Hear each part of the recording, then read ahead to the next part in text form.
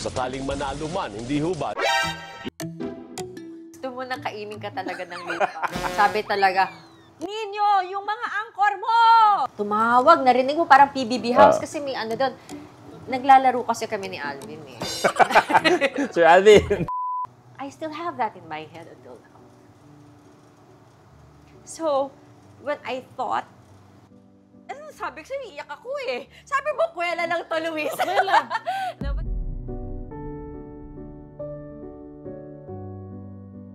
Hi guys!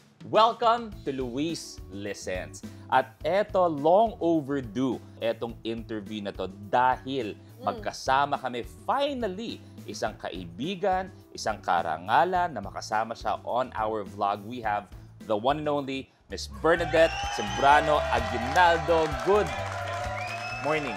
May nakalimutan kang banggitin. Ano? Fan. Ay, thank you, thank you. Miss B, Yay! nice to see you. Isa lang ang katanungan ko. Wala akong ibang katanungan para sa'yo at sana masagot mo dahil kinabahan ako. Ano? Paano ka nakapasok ng bahay ko? Kasi nakalock naman maayos. May security naman kami ng maayos. Pagbaba ko, nandito ka na. Paano ka nakapasok? Sabi ko, tao po. Ay, naka-plug pa. Nakalusot pa, nakapag-plug pa. One of the very few episodes na nag-interview ako ng guest on my show dito sa aking pamamahay. And welcome to our humble home. Dahil ngayon pa lang, Miss B, nag-shoot tayo ng vlog. So pwede mo sabihin sa kanila lahat. Yes, Invite mo na sila. Please watch our vlog with Jessie and Luis and Rosie. Dito Yes. sa Tahanan. Bernadette Sembrano Aguinaldo vlog. Please watch it. May-inspire kayo, super! Ano ang pakiramdam ngayon na ang kadalasang nang-i-interview, siya naman ngayon ang ini-interview? Hindi pa rin ako sanay. Totoo talaga? Mas gusto ko talaga ako yung nag-i-interview kesa ako yung ini-interview. Kasi minsan naiiyak, ewan ko. Bakit? Kasi ang hirap pag sinungaling, pag ikaw yung interview, kailangan totoo sasabihin mo eh, di ba? Totoo naman. Sobrang diretso yung utak ko minsan sa bibig ko.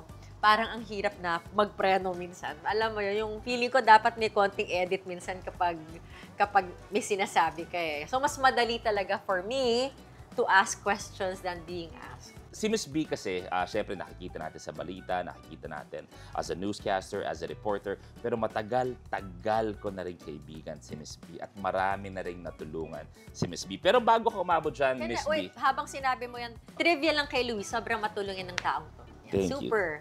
Hindi nyo alam yun, pero super. Yeah. Thank you very much, Miss B. Bago natin nakita si Miss B, the reporter, the newscaster, ano si Miss B, nung bata ka, ano kang klaseng estudyante? OMG. Sana mas disiplinado, sana. Nag-try naman eh. Okay. Nag-try, pero na-realize ko, iba pala yung learning ko. Ngayon ko lang nalalaman, mas ako experience, hindi ako masyado malibro. So ngayon na 50 na ako, para ako bumabalik sa pagkabata. 50? Isa pa nga, one more time. Totoo. Isa pa. 50? Oh, 50. Okay. Ngayon na naisip ko, mas boyish pala ako than feminine. Na ngayon ko lang na-appreciate na lumalabas ako ngayon, tumatakbo ako ngayon, na mga hindi ko nagawa ng bata ko. Dahil yung typical na lumaki ka sa household na sinasabi sa'yo ng mama mo, huwag kang lalabas kasi babae ka, bawal maglaro. Pero meron akong dalawang kuya sa Fairview, palagi silang umaalis ng bahay. So, ako, naiiwan ako palagi sa bahay. Sa bintana ka lang, nakaganon. Yung parang nag-aantay habang si kuya nandun. That was me. Yun, palagi ako naiiwan. Ano ka sa school? Ikaw ba yung palasagot sa teacher? Pilya ka ba? Or pag kunwari may program, ikaw yung mga declamation contest ba yon? Wala. Nervyosa ako. Kaya nga nakakapagtakang naging anchor or newscaster ako dahil hindi ako masyado... Nervyosa ako eh. Dati sumali ako sa audition. Tapos, akala ko nakapikit ako. Okay, wait. Audition ng ano to? Ng singing. Okay. Akala ko, all the while, when I was singing, I thought I had my eyes shut. Not knowing na ganito itsura ko. The whole time, akala ko talaga nakasara. Akala nila kinukumbulsyon ako. Mas okay pa yung kumbulsyon, hindi yung pinapasukan ng masamang spirito. Ano yung kinakanta mo nun? Oh my God. Alam ko to. When you're young and in love, so many teardrops about to fall. So kinakanta mo yun habang puti yung mata. Akala ko nakasara eh. Buti hindi umikot yung ulo mo. Natakot sila. Ayoko na after that. Tama, si Miss B, ngayon ko lang naalala bigla bago ko babalikan yan. Si Miss B ay isa rin sa mga classmates ko sa chapel ng ABS-CBN. Yes. Diba? At kumakanta ka sa choir, kung hindi ako nagkakamali. And how did that happen? High school ako, choir na rin talaga. Why did I go back to singing and serving sa church? It was a trauma actually. When we had a miscarriage ng asawa ko, it was a traumatic experience I'm when you sure. think about it. Of When you course. think about it. But, pinili kong ipagpatuloy yung pagmamahal. How did I do it? Ang ginawa ko lang, yung mga pangarap namin para kay Molly, our unborn daughter, Your sabi angel. ko, lahat ng pangarap ko para sa kanya, isa sa buhay ko. So kung ano man yung paghasilbi sa kapwa, just following your dreams, being a good person, whatever passion, you live it well. I had that little notebook in our room as I was conceiving her, na parang, kung hindi man ako tumagal balang araw kasi matanda na ako, nilista ko yun. Nilista ko siya, sabi ko, eto sana maging ganito ka, maging ganyan ka. Just yun. So nung nawala siya, sabi ko, kung ano yung pagmamahal ko sa kanya, ginamit ko para sa sarili ko. That's why you saw me in church. That's why I became active in choir.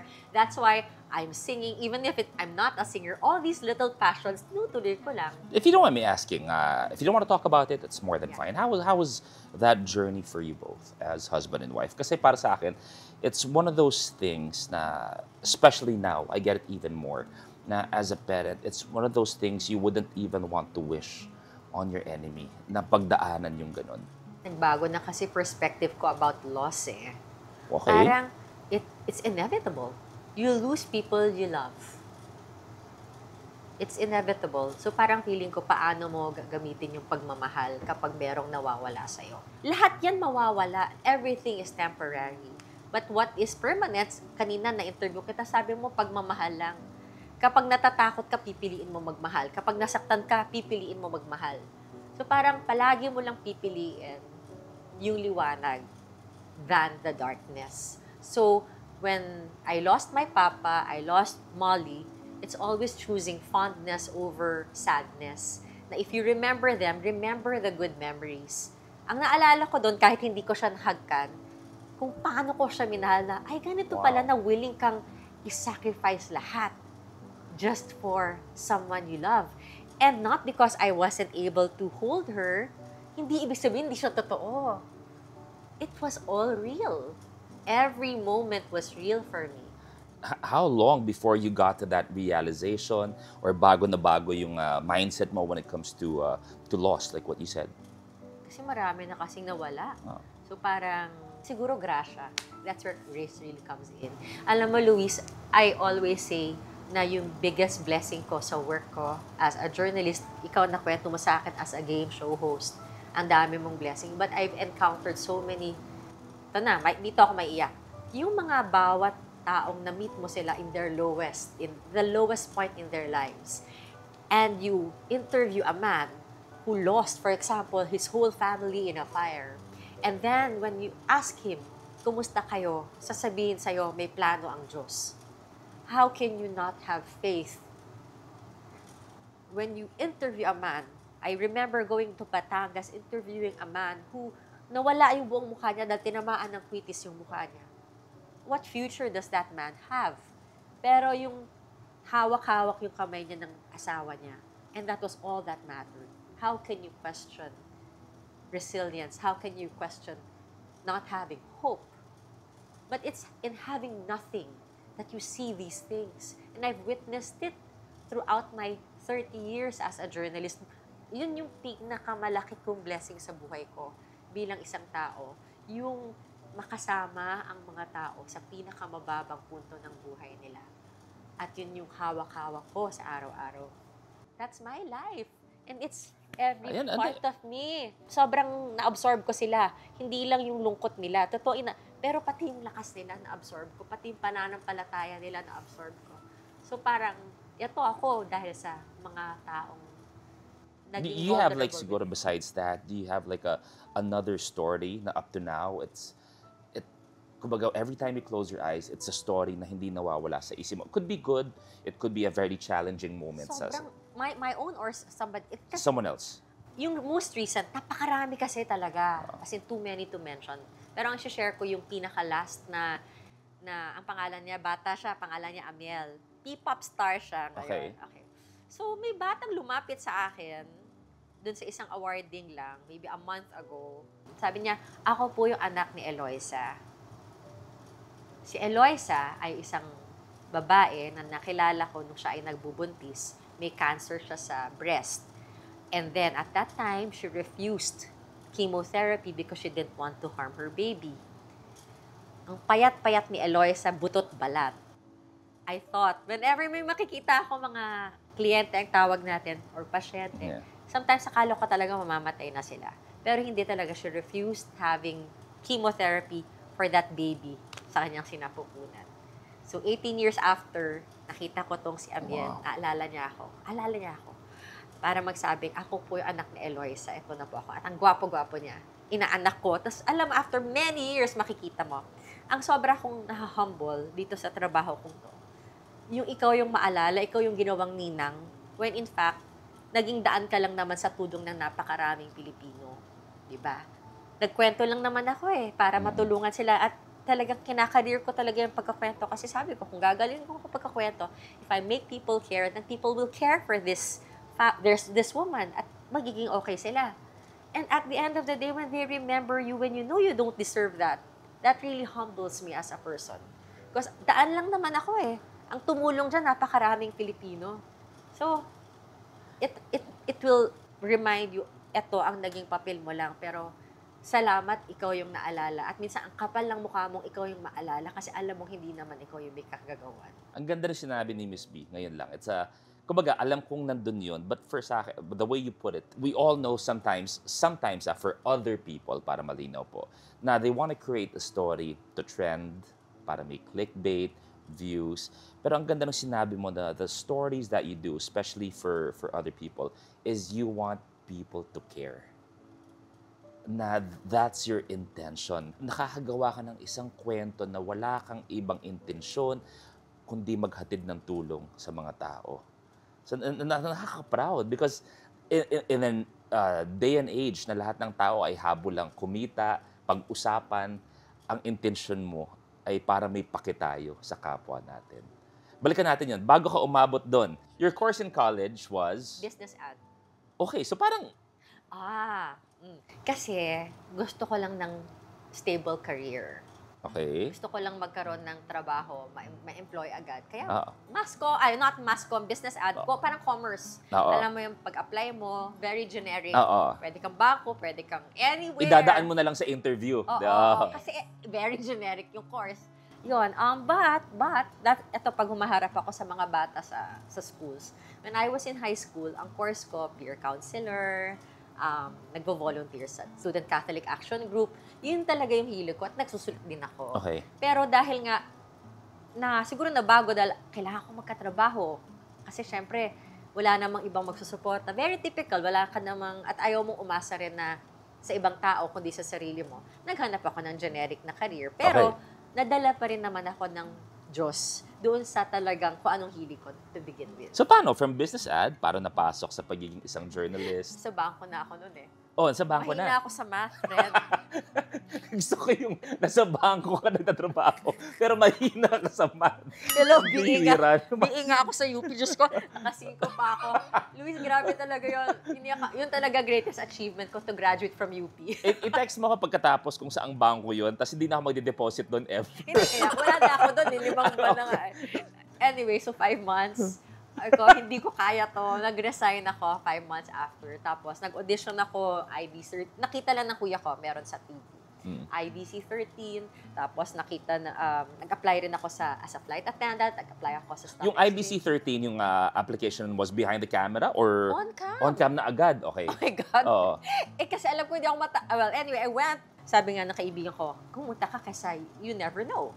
Pero nung pumunta ako doon, lahat nakapustura anchor, mga mass comm graduates. Sabi ko, man, I won't make it talaga. Wala talagang chance. Suot ko parang white blouse na. So, nag-enjoy lang ako. I won't make it. Might as well just enjoy it. Kasi imposible talagang matanggap ako. Hindi pa ako marunong mag-makeup noon. Okay. Imposible. Ewan ko ba't nila ako Trip lang. So, might as well. Meron. Kinuha nila ako, awa ng Diyos. So, lahat ng natutunan ko, I also had good mentors along the way.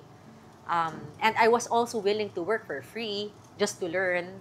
So, Huwag mo sabihin. Huwag mo sabihin. baka Mamaya i-thank you ako tawagin ng ka. Carlo Katigbak, libre ka na lang. No, I was just joking. Nanonood palagi sila Tita Cory, Sir Mark, Sir Okay C. lang Okay. po, sabi, libre ka na lang. Dati yun. Pag inupukan nila ngayon, sabihin nila, ay wait, we saw you sa Luis Lessons, panoorin mo. I'm willing to work for free. No, employ mo na ako. Dito na ako magtatrabaho. Pwede rin akong vlogger.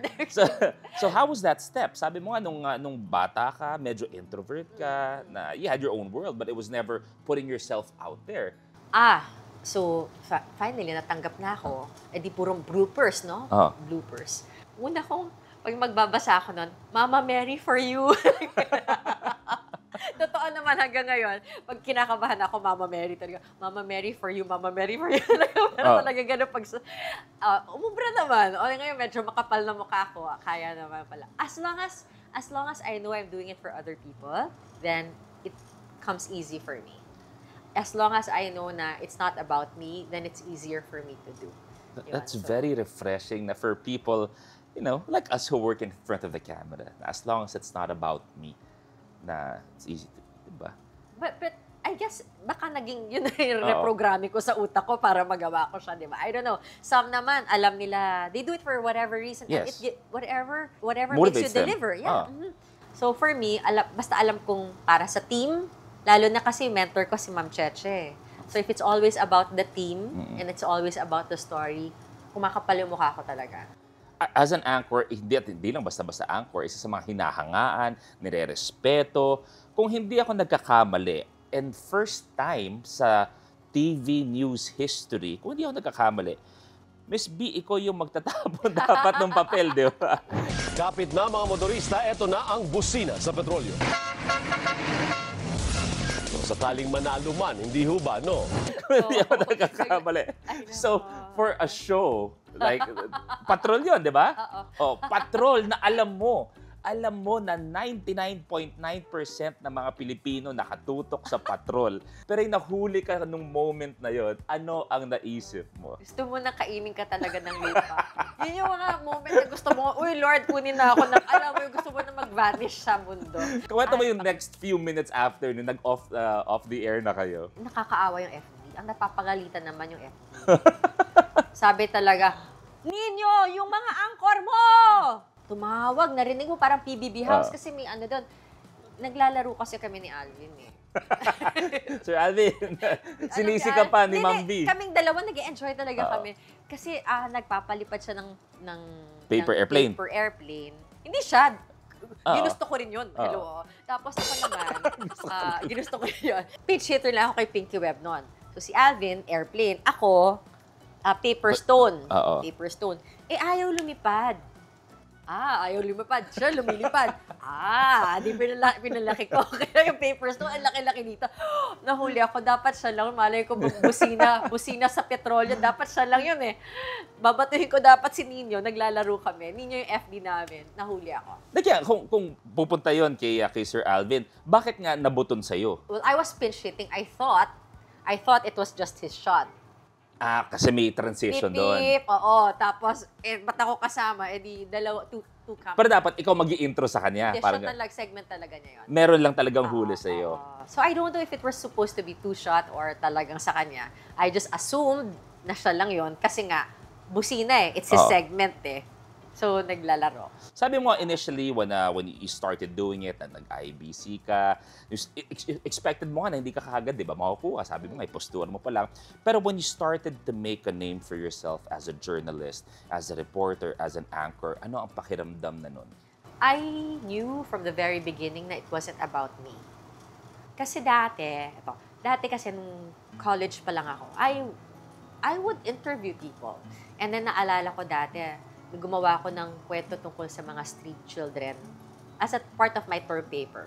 Tapos napagkamalan akong social worker. So, nung sabi ko, hayaan niyo po ate, malay niyo balang araw, pag may nakilala ko, malay niyo matulungan ko kayo. I still have that in my head until now.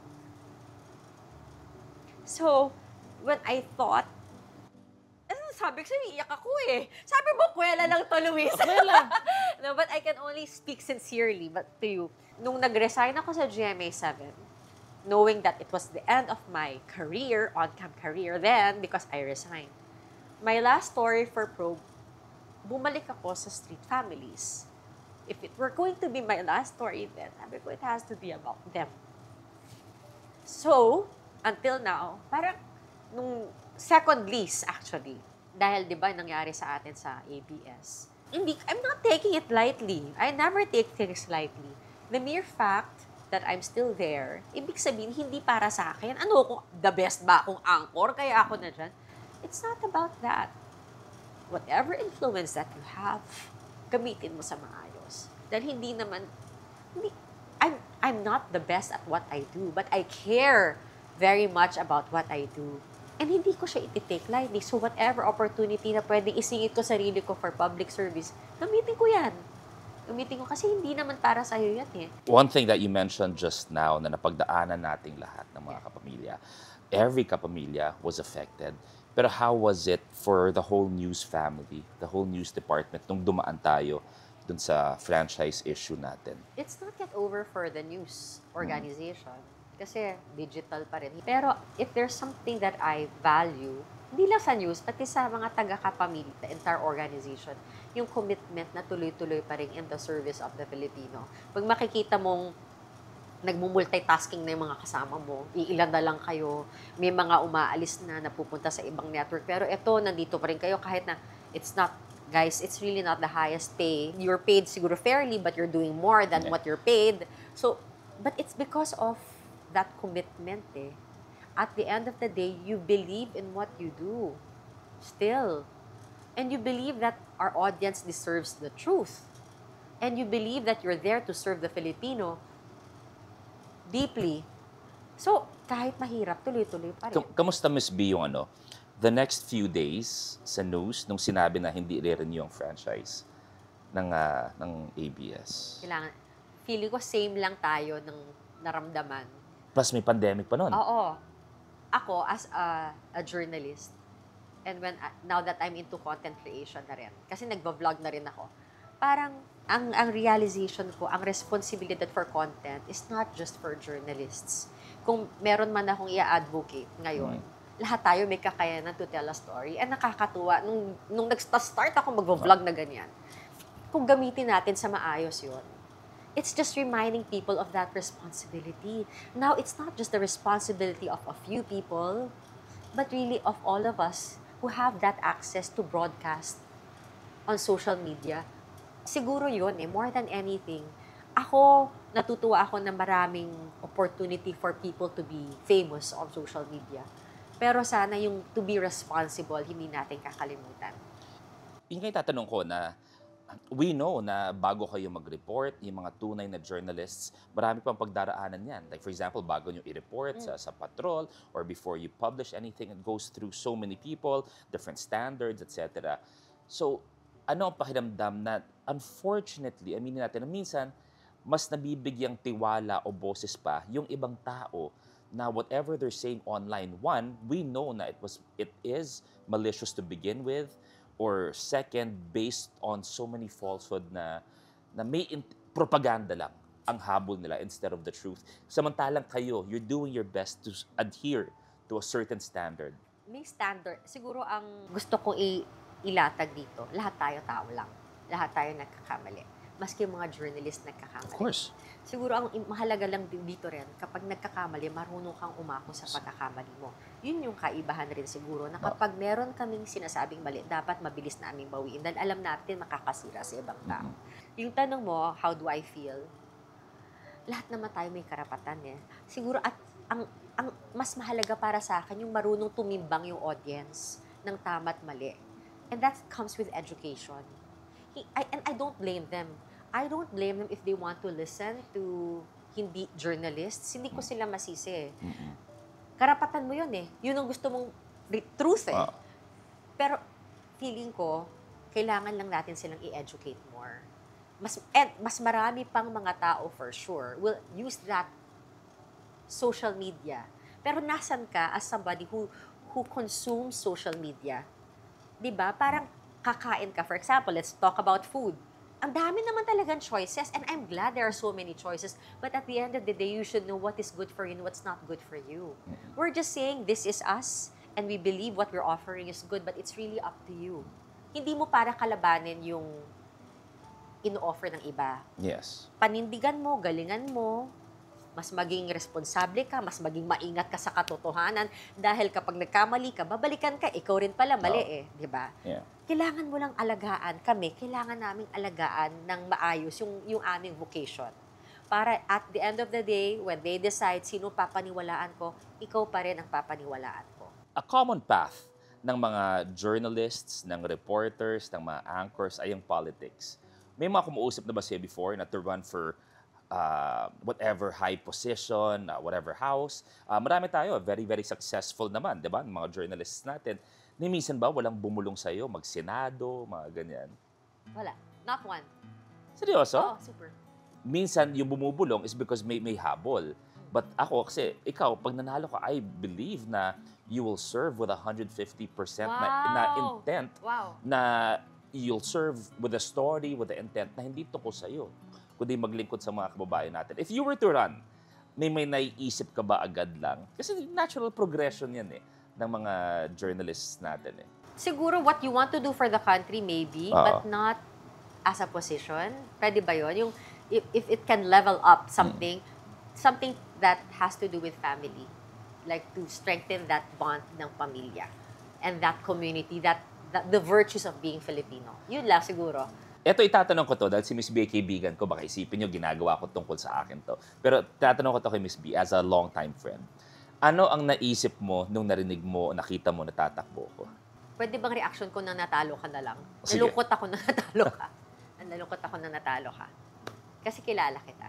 Ayun. Alam ko kasi eventually, kutob ko pupunta ka dun Kutob ko pupunta ka kasi nga tumutulong ka palagi tapos nasa politics na yung family mo. No. Ang hindi ko lang alam kung kailan. Okay. Natural sa'yong tumulong. Mama mo, politiko. Si daddy mo, politiko. Si Tito Ralph pa? Oo. So parang siguro, hindi ako magtataka kung pumasok ka. Siguro kung gano'n. Yun. So, hindi ako nagulat na tumakbo ka. Pero yung timing siguro, hindi ko alam that soon. Bakit nga ba sobrang soon? Bernadette Listens ba to? Ano yung timing? Why, what? Maganda to. Maganda. Ito gusto ko, di ba? Nag-uusap. Hindi, one is, baka isipin ng mga tao na bata pa ako. I'm 44 as of this conversation. Oh, hindi ka na pala bata. Oo, mukha lang. Di ba? It's like what you said, it's only a matter of time. Yeah. At yung mga sagot doon na pag-usapan namin sa vlog naman ni Miss B, was there a change sa landscape pagdating sa journalism o hindi kaya sa news? Everything that you so used to the past how many years sa nangyayari ngayon na ibang-iba na, like what you said, na ang daming tao na, they want to be a journalist. Yung iba, nagre-report na rin kung saan. Is there such a difference sa landscape ng news before sa ngayon? Ako natutuwa ako na sa cellphone talaga napakadali ng gumawa ng content. Ang liliit, no? Yung mga ilaw-ilaw na yan. Yung hawak mo kanina. Dati kailangan namin ng sobrang daming crew. Ngayon, man, look at this microphone. It's so small and affordable. Dati magkano yung mga cameras na mga professional. So, imagine how accessible it is nowadays.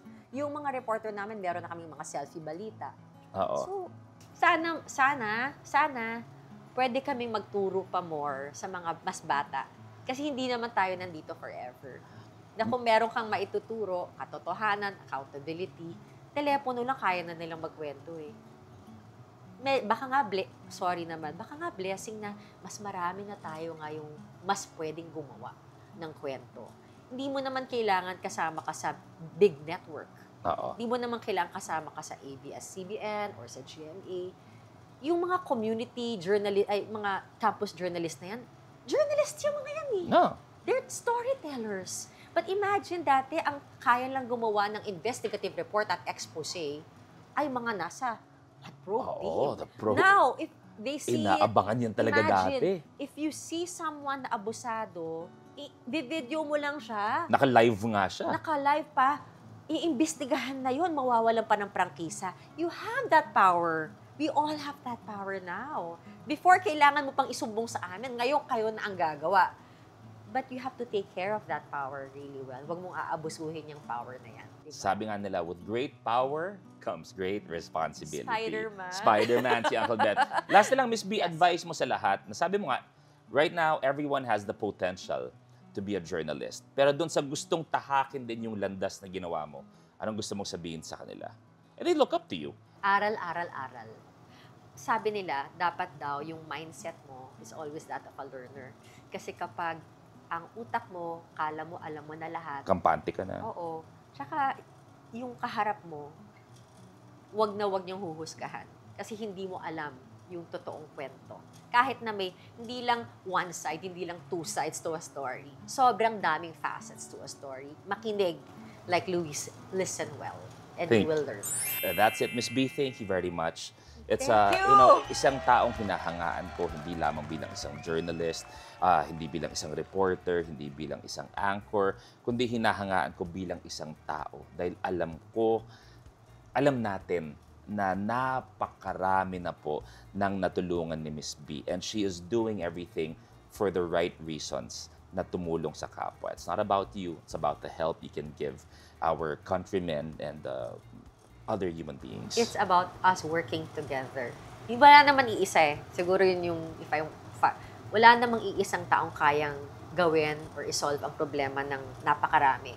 But it's about people working together. And that's what Filipino is all about. Bayanihan naman talaga tayo. Sobrang na-enjoy ko ito. Miss B, Thank you. thank you very much. Hey, good God luck. bless you. God bless you. See you in Batangas. Mahal ng pamilya namin. We'll see. Once again, in-interview kami ni Miss B at kasama si Pina. Thank you for watching Luis Listens. Kailangan ko na umalis. Uwi na ako, guys. Uy, ano ba nandito ka lang sa bahay mo? Bahay ko ba ito? Okay.